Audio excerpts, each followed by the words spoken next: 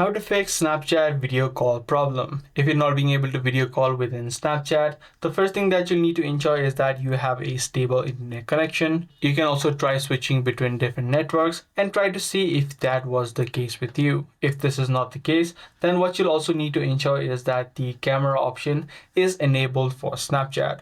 So just tap and hold the app of Snapchat, head over to this eye icon.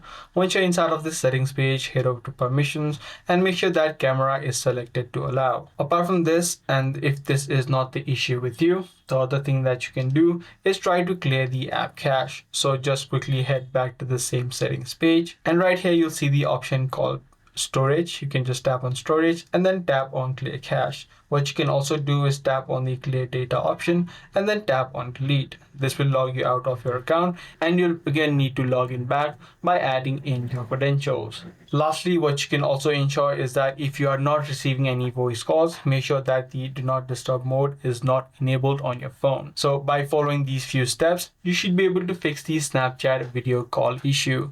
If this video was helpful, be sure to subscribe. That's gonna be all for today. I'm gonna see you in the next video.